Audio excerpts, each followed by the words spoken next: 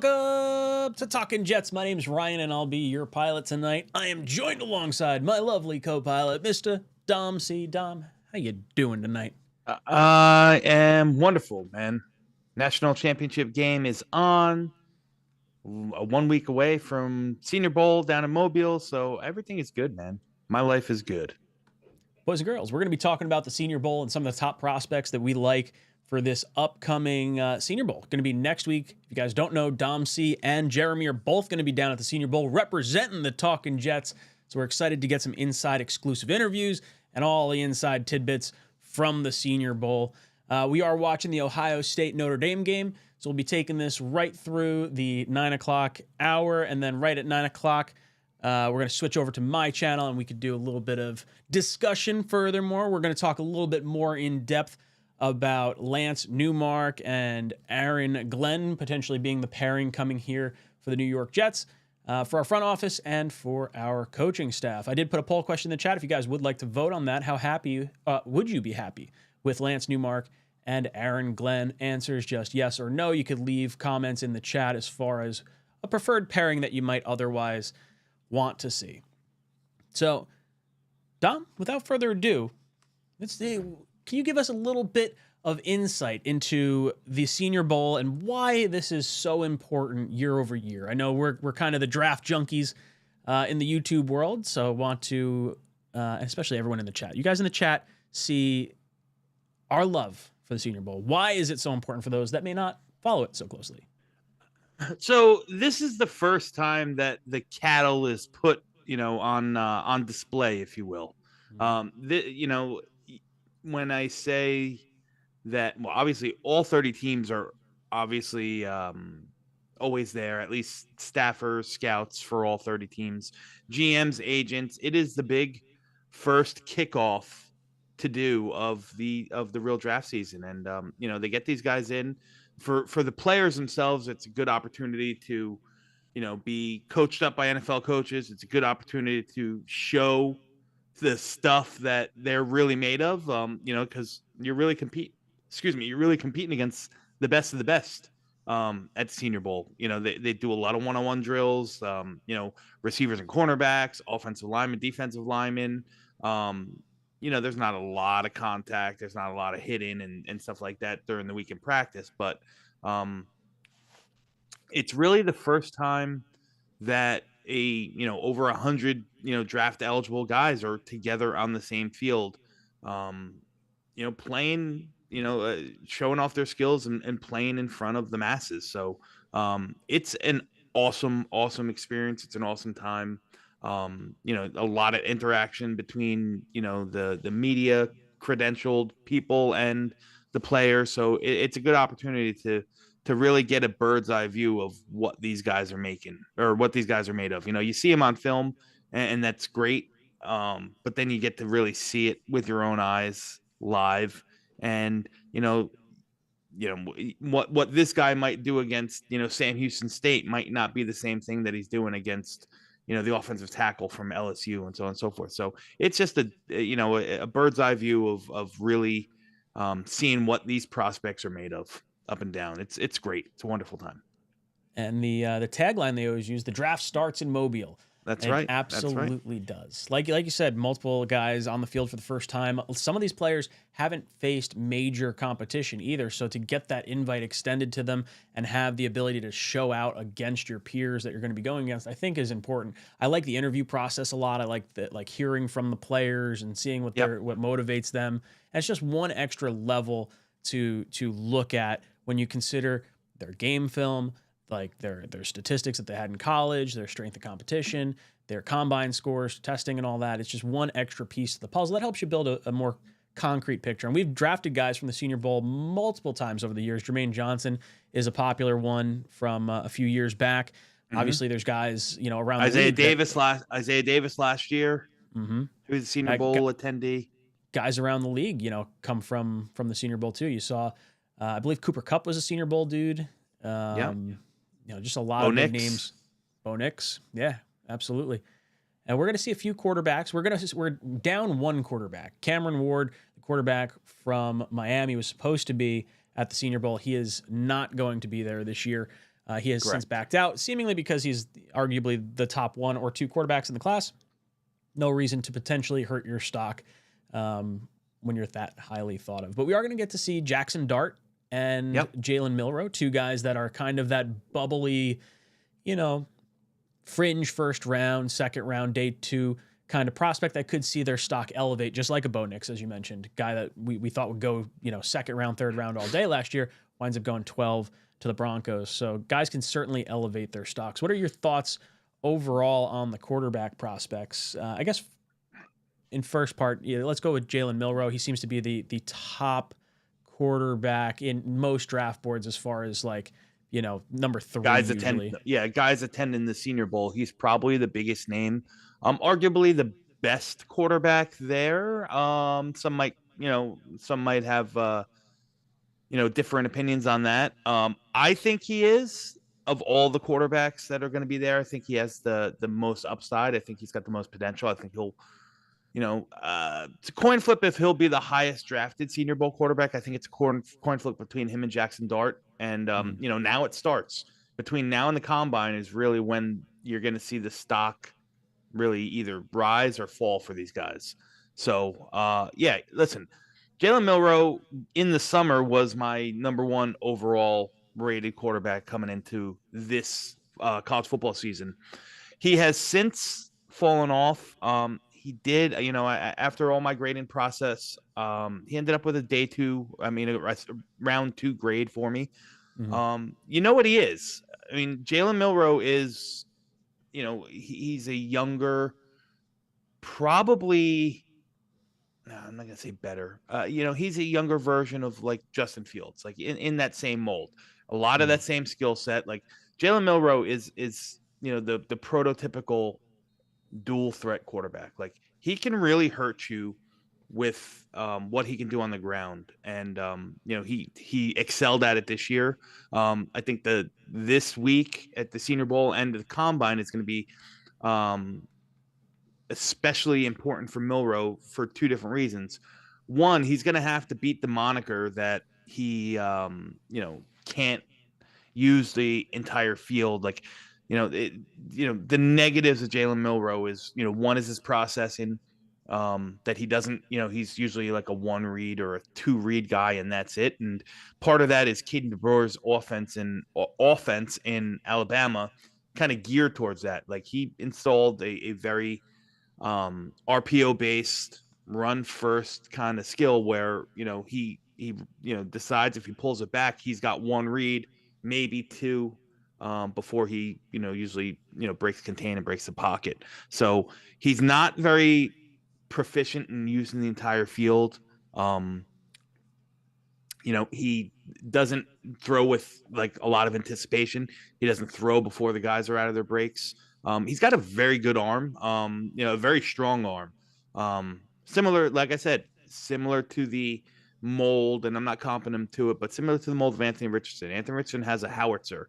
Milroe's not as strong, but you saw Anthony Richardson in his first 2 years in the pros, and if you really dove into his college film, you saw a lot of the same tendencies that Milroe has, where you don't know if he can sit back there in a pocket and really process what's going on, adjust his eyes, adjust his reads to what the defense is showing him at pre-snap and what they're playing post-snap. That's the thing that Milroe's going to have to prove in the Senior Bowl in Mobile, that he can get through, that he can actually come out there and be a pure pocket passer. Now, he also really, really has to improve his pocket presence. He's got almost a 30% pressure to sack rate. So that's no bueno. If there's pressure, be a good pressure to sack rate. Probably 10% or less. And, he's pushing 30. Obviously 0 is the best. That means every time you get pressure, you're not getting sacked. So the lower the number, the better. So, he almost sometimes is at fault for using his legs. Like he'll try to force something with his legs instead of letting the play develop or letting the wide receiver come free, so on and so forth. But, when you talk about, pure athleticism, he would step into the NFL. he will step in the NFL and probably be the most athletic quarterback in the league. And I'm talking, even with like the Lamar Jackson, so on and so forth. There's a very, very strong possibility that in a couple weeks when they're in Indianapolis, the combine, if he runs and if he tests, like he could be sub 4.4. He could be in the 4.3s, which is, really ridiculous. He's got a good build. He's, not the tallest of guys. He's only about 6'2.5", but he's 220 pounds. 220, 225 pounds. He's built very well. He like I said, he's got a strong arm. He's just got to learn. He's still more athlete right now than quarterback. So Milroe is an interesting one. If he tests out of the world at the combine and has even somewhat of a decent week down in the Senior Bowl, he's going to be, in the discussion for quarterback 3.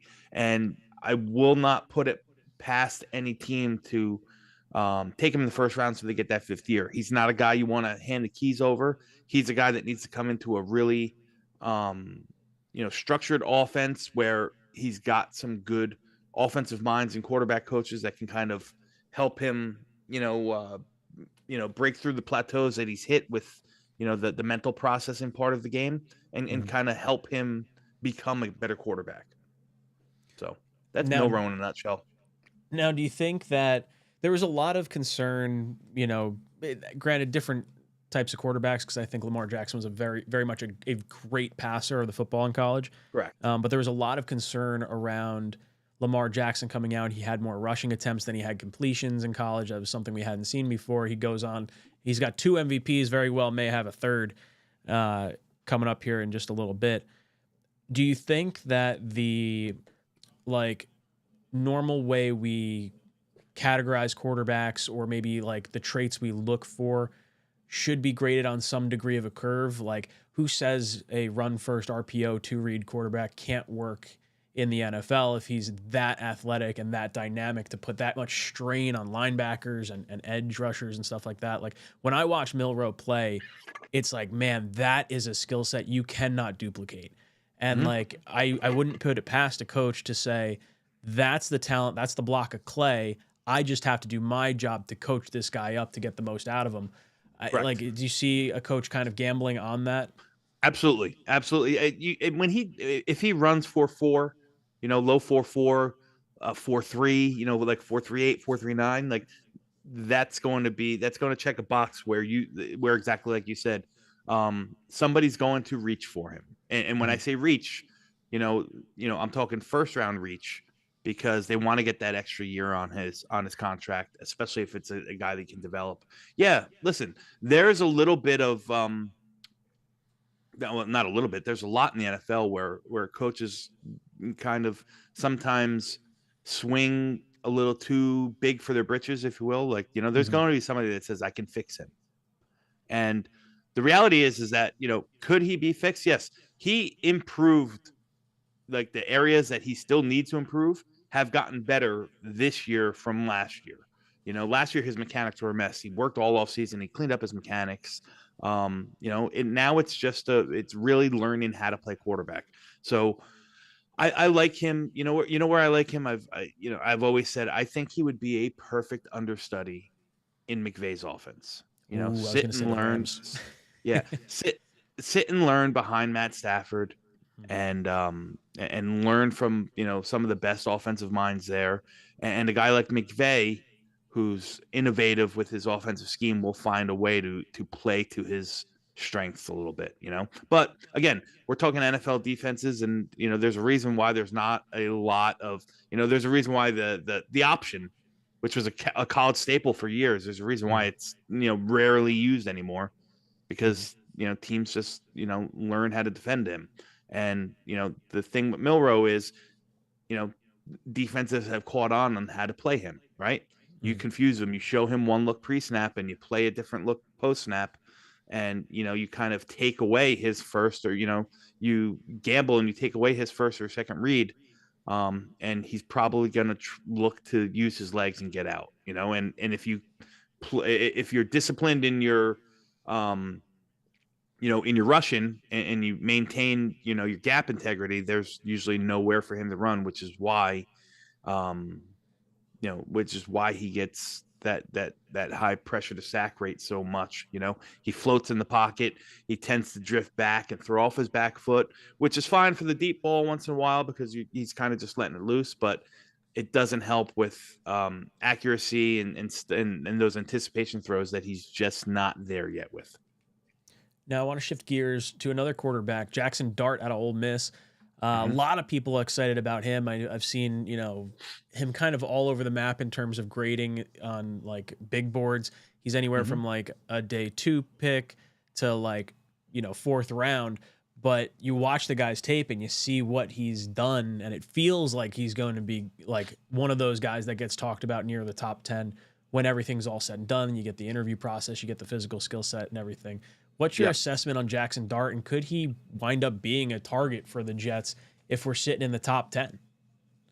Oh, man. Top 10 right now, Ryan, I would say for me, that's a hard sell. Top of round 2 where we pick 39. I can get into it. I can get into a guy like Jackson Dart because even though he graded out a little lower than Milroe, I think he's got some better traits that transfer into the pro game. Still not great in terms of, the thing is that Ole Miss and Lane Kiffin, their offense is very wonky. It is very, very collegiate quarterback friendly. Everything he's throwing into, he works one-on-one matches, or he's throwing into wide open spaces. And guys that have come out of that offense at the quarterback position. I mean, we looked at Matt Corral a couple years ago. Was it Corral that came out of there? Yeah, it was. Who was a great, everyone thought he was going to be a great pro, and he ended up going to the 3rd round and never really, ran into some problems, but never really cut it. So that's a concern. Again, he's athletic as well. He can do some damage with his legs. I would gear Jackson Dart more along the lines, not of like Justin Fields or Anthony Richardson, which is kind of, in that pool where I would put Milroe, like that, those true run first can hurt you with their leg quarterback. I'd put Jackson Dart maybe a tier or 2 down into like and I'm not comping him to him, but in that Daniel Jones mode where he's like sneaky athletic. If he breaks contain, he can hurt you with his legs. He's got enough athletic ability. I think he's got a good arm. I don't think it's elite. I think it's it's NFL capable. Like I said, he throws a very, very pretty ball. He throws with anticipation also. He's a little bit of a gambler. Which doesn't really bode well. Like somebody's going to have to temper that down. Like, puts the ball, tries to play a little too much hero ball at times, and puts the ball in harm's way a little too much. The thing for him is, again, he's going to need some time. His mechanics, unlike Milroe, his mechanics are a mess, especially from the ground up. His feet and hips don't align with his throwing motion or his shoulder. So he doesn't get, he doesn't step in and get that full velocity that quarterbacks really need, just because, the whole process and the mechanics, the hips, the legs and hips are firing before the shoulder's ready to throw. He's just got to get that in time. But a little bit better pocket presence than Milroe. He had a 19% sack, pressure to sack rate. Like I said, he throws a pretty ball. He's got a really nice deep ball. In college at Ole Miss, like his receivers ran full route trees, so he's got that much more ahead than Milroe, which Milroe saw, crosses and nines and hitches for most of the times. Crosses, goes, and hitches most of the times. Whereas Jackson Dart's receivers ran through a full route tree. So yeah, listen, he can operate out of an RPO base. Like if you threw him in Baltimore's offense, I think Jackson Dart could operate out of it. I know Jaylen Milroe could operate out of it. I think Jackson Dart could operate out of it. And he's a guy, like you said, there's a big variance in where people think he's going to go. I wouldn't be surprised if when it's all said and done, you start hearing his name, kind of being mentioned in the first round. Again, like Milroe, I don't have a first round grade on him, but quarterbacks always get pushed up, and I think like a team like Pittsburgh, if they decide to go back to Justin Fields to bridge him for a year or two, can kind of take him and sit him and mold him and kind of, hand him over the reins in year 2 or year 3. And I think, there's a chance that, he puts it all together. He works on the mechanics. It's not an odd thing for a quarterback to need a complete reset in their mechanics. Jordan Love did, right? Mhm. Jordan Love's mechanics were awful coming out of college. And, he worked privately and he worked with the Packers and they got everything kind of situated. And look at him now. We talk about him as, one of the top 10 or 12 quarterbacks in the league. So I think that's his upside, but his downside is, a lesser Danny Dimes, Now, is there any quarterback at the Senior Bowl that we're currently not talking about that would be maybe of interest at, let's call it a mid-round pick or something like that? Or like, I think you and I sort of align with wanting to maybe look towards the 2026 draft for a quarterback and just kind of load up on talent. Is there anyone else that we're kind of forgetting about that I could pull up here? Well, there's 2 other guys that I think are interesting, for different reasons. And one's playing right now in Will Howard. Will Howard has that build. I mean, he's, 6'5", 200 and what, 30, 200 35 is what it listed at. Yeah, PFF. I have him listed at 240. So he's got that big build. He comes from Pennsylvania, so he's a Northeast kid. He can play, he understands the elements. He's grown up playing in the elements.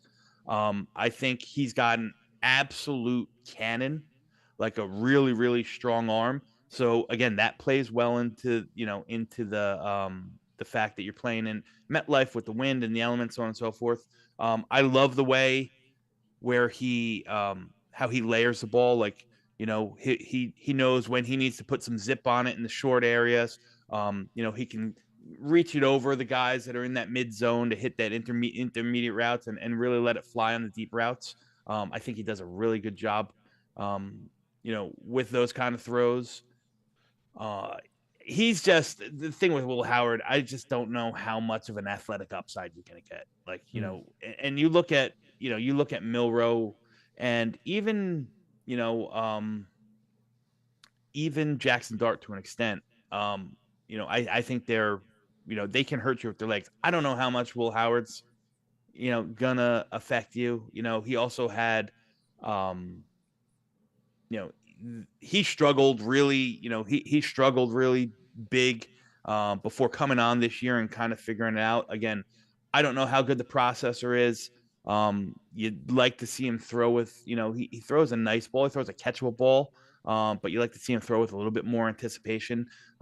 He's a guy that's going to be feast or famine. Again, he's a little bit older of a prospect. He's 23 now. He'll be 24 by the time the season starts. And normally that would be kind of a red flag, but, we just watched guys like Michael Penix and Bo Nix, who are also 24-year-old prospects who have a lot of game time and a lot of starts on their belt, come in and be able to transition very well. He was a transfer from Kansas State where, he started, I think, in the COVID year. It looks like he started a lot of games the last 2 years at Kansas State. The previous 2, I mean, even in 2020, he did look like he started. It looks like maybe in a I think 7, 8, 9 games, something like that. Yeah, I like one thing I like about I'm just box score looking here, but 72.4% completion percentage, and then his adjusted completion percentage 79.5. It's not that far off. I feel like when you see like that number start to narrow, it means he's putting the ball in some good places. Yeah, he's got he's got more big time throws than he does what's it called? Like turnover worthy plays. And that's strictly a PFF statistic that they track and monitor. So that's always good to see. The turnover worthy plays are, they're up there at 14. It's not like crazy, like, Cam Ward's in the 20s. That's really a lot where, at the college game he can get away with that, but in the pro game you're looking at a, 6 for 20 with 4 interception type game. You can Will Howard has that blow up, that Mike Mattisau blow up ability in his game, which you don't like to see. And like I said, I just think that he's a little bit more, a lot more, a little bit capped athletically. So I'm just curious to see how NFL teams are going to see that. A lot of the same things were said about Ben Roethlisberger, that he was going to be a very limited athlete, and he ended up working out pretty much just fine. Now, you said there was one other name to consider. Yeah, an interesting one, and this is real dart throw area, and that's Dillon Gabriel out of Oregon. Gabriel, again, another transfer. He was at UCF where he was awesome. He was at Oklahoma where he was good. And then he transferred to Oregon and he just got better. He's a guy, a little bit of a spot thrower, but, he's going to throw it to a spot. He's actually, I'm not going to lie, he had a lot better arm than I expected. He can make all the throws. I love his athletic ability. Although he's not a true, dual threat, I think he's got enough athleticism to extend plays and playoff platform. I think he's got great pocket presence, and he has to, because he's only 5'10" and a half. That's the big negative. He's 5'10" and a half, 190 pounds. Ryan, how many 5'10" quarterbacks do you know make in the NFL? Russell Wilson, who's a freak athlete. Yeah, Drew Brees, who is a unicorn. Yeah, there's not many of them. Not many. That's what I'm saying. And I don't think Dillon Gabriel has the athletic prowess of even Russell Wilson. Definitely not of Kyler. And I don't think he has the arm talent of Drew Brees. So, he's a lesser one of all those three guys. But, accurate as could be, quick release, knows how to put, knows when to pull the string and put some mustard on the ball. Like I said, he manages the pocket very well. He moves very well in the pocket. He's elusive. He's just really small, man. He's just really small, and that's gonna help. That's gonna hurt him between the hashes, right? If he knows that the guy's running a 12-yard out to the sideline, he will put it there, and he'll be pinpoint accurate with him. And Oregon also didn't ask him to do too much. Like I said, it was a lot of spot throwing. It was a lot of half field reads. So I'm curious to see how the processor would come in a true NFL style offense. So we're talking about late round guys. Listen, I don't know if Dillon Gabriel ever has a chance to be a full-time starter. You root for a guy like that because he's always been like an underdog being a smaller guy. But, could he carve out a niche as a viable backup that, when asked to come in and play, can win you a couple games in a pinch? I think he can. Now, I want to switch gears a little bit to pass catcher, because I do feel like that's going to be a critical component to the Jets offseason, trying to solve whether it's, Davante Adams comes back and Aaron Rodgers comes back, then maybe you're looking more for a tight end early on. So you can talk about Carter Warren, Harold Fannin Jr., that sort of thing. If Davante doesn't come back and Rodgers doesn't come back, then maybe that elevates that need to a round one potential. Harold Fannin Jr. is a player that I really like that's going to be down at the Senior Bowl. I want to get your thoughts on him as a prospect for the New York Jets. Yeah, so he is a really, really special and unique kind of guy. Harold Fannin Jr. is not very big, right? He's only going to be about 6'3". He's maybe pushing 230. But man, can he really do damage with the ball in his hands? Like everything that we thought guys like Kyle Pitts were going to be, how we, the moniker about Pitts was like, he's more receiver than he is tight end. I think that's Harold Fannin, but even the production was just better, like I said, he doesn't wow you with the length. He doesn't wow you with the size. He's not going to overpower a lot of guys, but he just knows how, there's not many tight ends that have, other than Brock Bowers that I've seen have like that true real yards after the catch ability that Harold Fannin did. I mean, hell, I think he led the nation in receiving yards last year, coming out of little old Bowling Green. But he catches everything that's thrown his way. I think he had less than a 2% drop rate last year in college, and he had over 100 receptions. He's tough to bring down for a guy. He's too fast and athletic for linebackers and even some safeties. I think he's too strong for some safeties at time. So he gives you that alignment versatility that you want. Like there's no problem lining him up in certain certain sets and certain schemes. If you want to put him one-on-one, isolate him as an outside receiver, but he's going to do most of his damage in the slot. Think an even better, even more athletic, definitely more reliable with his hands, Evan Engram. That type of tight end is what Harold Fannon's going to be. And even for a guy that at 6'3.5", 225 pounds, 230 pounds, he's not going to be an inline tight end, right? You're not going to want to line him up and ask him to block down on the defensive end. But if you put him in space, if you put him out in the flank or in the perimeter, or ask him to stalk downfield or crack down on a linebacker, like he's an active blocker. He's just not, that's not what his skill set is. His skill set is, I'm a big slot. I'm a mismatch nightmare. I'm going to get open. And when you throw me the ball, I'm going to catch it. Jets could use some of that. You think, you think. So so Harold Fannon's going to go anywhere, I think, from the top of the second round to the middle of the third round. I think that's as good as gold to lock in. There's not much more you can say. He's going to be an interesting one because coming out of the MAC, I want to see him line up against some of these big time safeties and cornerbacks in the one-on-ones. I want to see him run the 7v7s versus the coverage and the linebackers and so on and so forth. I want to see how much of a mismatch advantage or disadvantage he really has. So he's going to be an interesting cat for sure. Are there any other pass catchers at the Senior Bowl that we could kind of look at, whether it be wide receiver or tight end, that kind of intrigue you? I mean, there's a ton of good tight ends, like Gunnar Helm out of Texas, who's a little bit bigger of a guy. I think he's an interesting one. The receivers, I think, are really good. Jaden Higgins is a guy that interests me.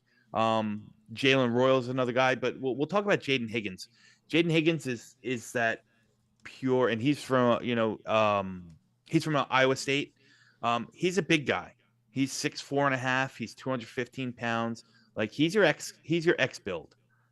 He, I think, is a really, again, we're talking about the Jets here. I think he would be a really good complement to what you have in Garrett Wilson.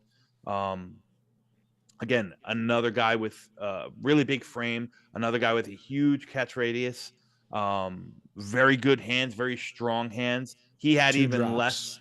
Yeah, he had a 1.9% drop rate last year, which was ridiculous. And for a big guy, he moves very well. He can take hits. He moves in and out his breaks. He sinks his hips in his breaks. He does all the things that you want. Again, he's not the most elite route runner in the world. But for a big guy, he does that. Similar to the physicality that AJ Brown plays with or DK Metcalf plays with, like he absorbs contact like that and can just bounce off of it. Got a really good head on his shoulders. For him, it's going to be a matter of how he lines up and if teams think he can, succeed, being a slower guy on the outside and how he's going to do against press, right? Guys that run in the 4.5s, 4.6s, the Allen Robinsons of the world. Who was the guy? He was good in Detroit, went to the Giants on a big contract and then fizzled out real quick. Yeah. Some team, if he can't get off press or if that long speed is really, really bad, some are going to see a lot of Kenny Golladay in him because that's the kind of, receiver and that's the kind of build that he is. But I think that, you ask him and you put him, with a vision where he doesn't have to, if he can he can show that he can force separation and get off press man. I think whoever drafts Jayden Higgins is gonna, get themselves a steal. So I'm really interested in seeing him. The other guy that I talked about in the receiver position, Jaylen Milroe, smaller guy, smaller school guy, Utah State, 6 foot 205. So Jaylen. Yes, it's Jaylen, J-A-L-E-N, Royals. Yeah. He was another small school transfer to Utah State, but man, this guy at 6 foot, 205 pounds catches everything. I mean, contested catches for Utah State in 23 and 24 combined was over 70%. He had contested catches in college. So he goes up and he high points the ball and he gets it, and he never gives up. Strong hands again, very explosive, good athlete. He's going to probably run in the 4.3s, which is good. And similar to Garrett Wilson, I think that he's one of those jitterbug type route runners where he's going to stop on a dime and can open his hips and flip them and has that good ankle flexion and can cut on a dime, so on and so forth. So he's going to be a real difficult guy to cover one-on-one. I think he's got slot and outside versatility. Like I said, the contested catch at 6 feet tall, 205 pounds is ridiculous. Strong hands. He plays with contact balance. Guys don't get him, down on the first tackle. Like, he's a tough tackle. He's a tough player, an explosive, quick athlete. I can't wait to see Jaylen Royals. He missed a lot of time this past year because of injury, so I'm hoping that he's through it, and I'm hoping that he, I'm hoping that he can get out there and show, because he's still, he's got to show that he's healthy.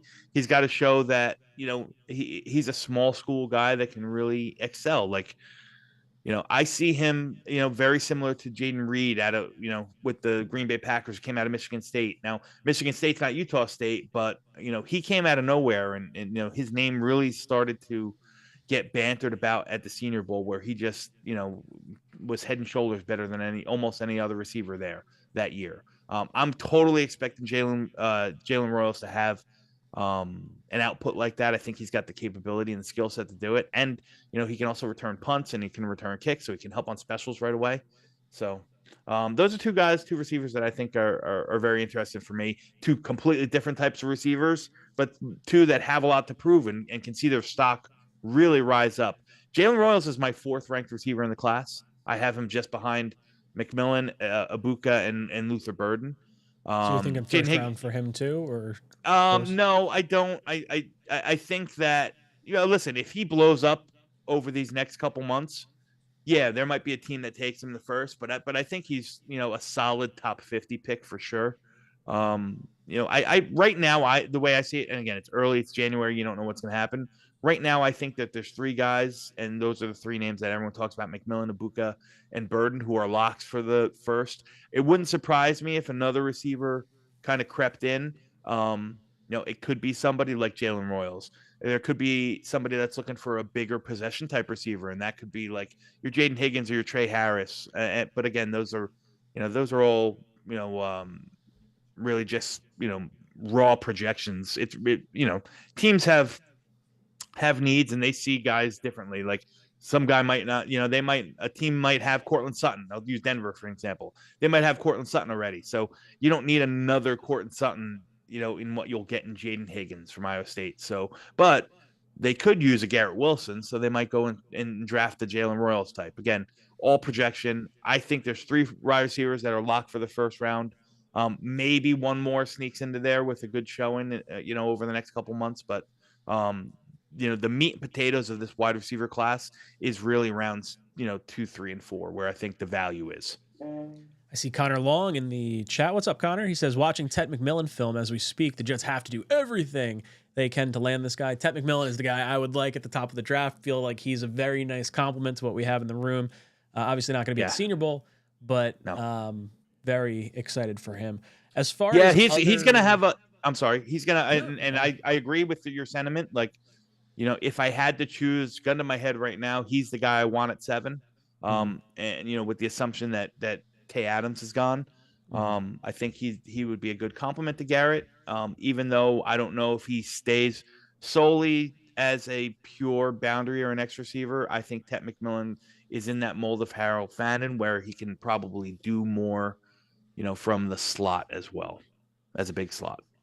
Now, as far as other players that are going to be at the Senior Bowl, is there a position group or a player that you've kind of identified that you want the Jets to look at? It doesn't necessarily have to be in the first round or the second round, but a name that you kind of want to see us target or zero in on.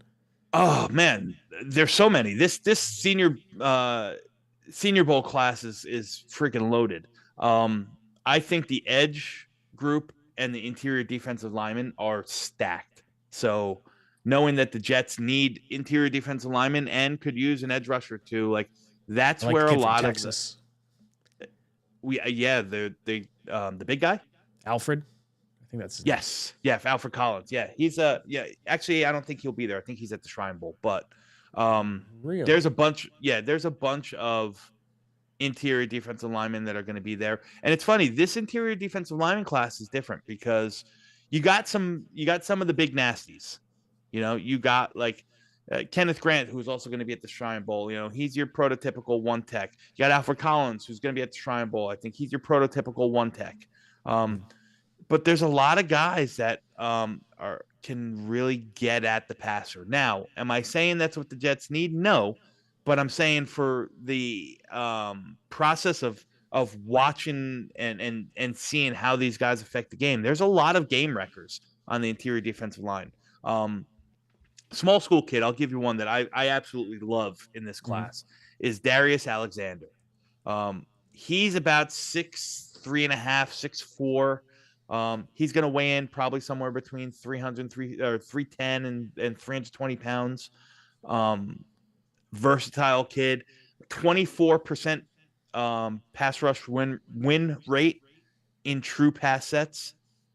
Just know, a very nuanced and very advanced pass rush bag that he has. He knows how to use his hands.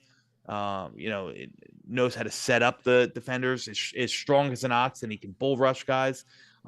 He's a guy that I absolutely fell in love with as I was watching this film. I think he's versatile. I think he can play next to Quinnen. I think there's certain situations where he can sub in and play three tech in place of Quinnen. He can get at the passer. He's powerful. He's quick. He's got a ridiculous good first step.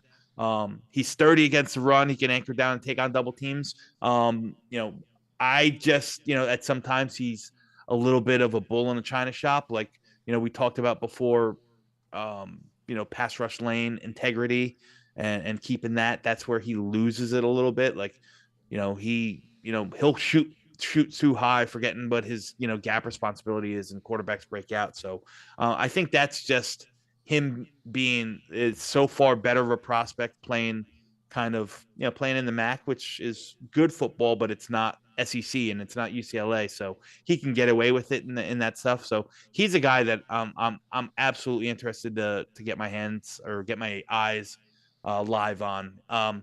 He's a late day 2 pick. He's a guy that I would easily consider if he continues and shows up and shows out. I think he's going to be, in the, round 3, early round 4 grade. But I think he's a guy that can come in and play right away.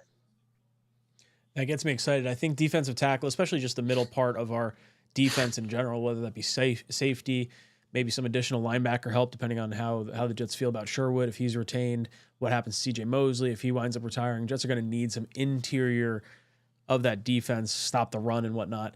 And I love seeing this kid's, obviously Pro Football Focus, you got to take everything with a grain of salt here, but nice to see over the 5 years. You can't see it on the screen because I don't think I can scroll down that far with what I currently have set up. Oh, yeah, you kind of see it a little bit. Increased his grade every single year, going from a 47, 65, 77, 80 to a 90 across the board. Lots of stops, 27 stops this year. So a little bit of a space eater as well. And you said, some pass rush moves is never a bad thing on the defensive line. Yeah. And like I said, he's played all up and down the defensive line from the 1 tech to the 3 tech, to even outside and 5 in certain situations, 5 and 6 eye. I think, he played a lot more 3 tech in college, because that's usually where your most athletic, your best pass rushing defensive lineman line up. In the NFL, like especially if we're talking just jet centric, like that's Quinnen's spot. So I don't see him overtaking Quinnen's spot, but I see him as a guy that could be a really, really good complement to Quinn Williams. Now, one player that I do really like in the Mhm. brief bit that I've watched him. Let me see if I can find him real quick. He's a tackle out of Boston College. Ozzy Trapilla. Trapillo, Yeah. yeah. He's a Thoughts on unique one, him? man. Yeah, he's a unique guy. Um, he's huge. Mhm. He's going to be over 6'7". He's going to be over 315 pounds. I don't know what he's going to, what his line, his length is going to be, but he's long. He could have those 35.5-inch arms, which is, going to be like 99%. He was a big time recruit. He was a 5-star recruit. I don't know who he is, his dad, but I know his dad played in the league. I don't know Mhm. where. I don't know for what team or what position. But for a guy at 6'7", 315 pounds, the guy's got ridiculous good movement skills. He's light on his feet. He plays with good play strength, even though he's light on his feet. I think he does a good job blocking in space. I think he does a good job getting to the second level. And he's got that, he plays with, he's a big guy, really, really, tough, violent hands when he throws his punches. He always lands them inside and he hits you with a jolt. Similar, again, not comping him, but we talked about last year. I don't know if you remember, like how infatuated I was with J.C. Latham, and Mhm. we talked about his grip strength and his latch. Once he gets his hands on you, like the rep's over, he wins, and you see a lot of that in Ozzy Trapillo as well.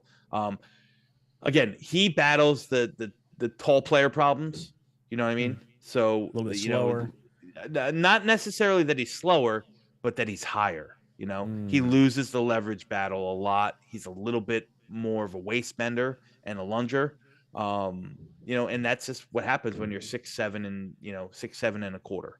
You're gonna battle your guys that are on the defensive line might be 6'3", 6'4", or maybe on the edge might be 6'5", and they fire out low, and it's hard for him to really drive and stay that low and win that leverage battle. So that is going to be something he needs to clean up. He's also a bit too grabby at times. Had 19 combined penalties the past 2 years. So Are you there's sure that you as well. have the same guy? Maybe it's possible that PFF is wrong here. This has him listed as Oh, I'm 6 sorry. penalties in his You know what? career. I was reading off my my spreadsheet, Oh yeah. and I was reading the wrong line. So yes, that is Oof. not him. Okay, I was gonna say, I was like, The man, the 19 this is the way 19 off. penalty the 19 penalties is not him. I apologize about that, guys. The Um, so he does have the last 2 years he's played right tackle over 700 snaps at each of the last 2 years. He has mhm. 646 snaps at left tackle and even some snaps at guard at his time at Boston College. I just love that Boston College produces offensive linemen. I feel like there's certain Yeah, schools you can kind of point to and be like, I'm just going to take a shot at one of these guys. yeah. Now I definitely think that he can stick a tackle. I Mhm. know a lot of other people had said that he might move into guard. Um, but I just don't know. Like I said, I could see it in the sense if you're an outside zone or a wide zone guy where you want him in space, to go out there and stuff like that because of his movement skills or really high level. I could see that, but that anchor is good. It's not great.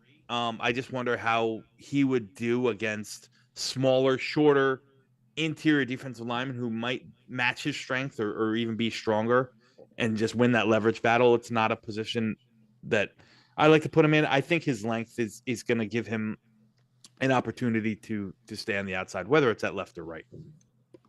So we are not going to be together next week. I'll wind up having, I would assume, Tego on. If not, maybe I'll try to pull in a free agent, something like that to help. Dom's going to be down at the Senior Bowl with Jeremy next week. So I want to hear from you other like little notes, tidbits that you think we should be on the lookout for in the time that we don't have you here.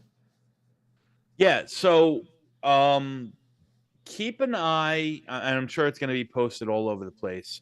But like I said, there is the consensus. This is consensus. This is my views, and I think I kind of align with the consensus. Is that this year is kind of the offensive line class, especially the tackle class, is a little bit less thought of, and it's a really, really good edge class. So as you're scrolling through social media, and as you're watching clips, and as you're hearing people update, which a lot of people update real time, so on and so forth. If you hear about the offensive linemen that are winning the battles against these edge rushers per se, make a mental note and put a check mark on that, because those are guys that really might be out kicking the coverage and playing above their heads, and those are guys that you might want to hone in on. I know that the Jets per se, their line, at least on paper right now, 4/5 of it looks good, but they desperately need depth. You still got to figure out the right tackle, whether that comes from the draft or free agency, but they desperately need depth. I think that this is a year that the Jets don't have to worry about spending a high premium pick on a tackle or an offensive lineman. I don't think it's necessarily the class to do it regardless. So some of these, lower, mid 3, 4, 5th round offensive linemen, keep your eyes and ears peeled to some names that you might not have thought about that people are saying are showing out at the Senior Bowl, because those are guys that I think would be instant targets for the Jets. Oh, I like it. Boys and girls, we had a little poll question up. Curious to see what you guys thought. 63% of people like the Lance Newmark, Aaron Glenn combo that might potentially be coming to the New York Jets. Before I let you go, Dom, any thoughts on that pairing?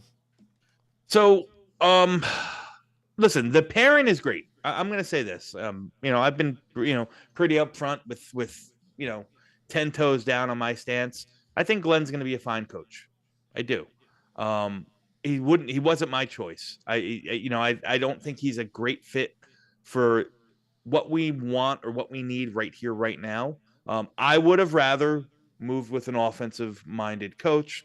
That's my prerogative this time. But if you want to take anything positive out of it, is that there's no, listen, like I said, Aaron Glenn might be fine. I think how he develops the rest of his staff is going to be really key. The past, 4 to 5 coaches that we've hired have all been first-time head coaches from the defensive side of the ball, and it seems like the offensive's always been stagnant. For me, I'm not saying that I think that Josh McCown or Joe Brady would have been 10 times better, but I was ready to take a shot on doing something different.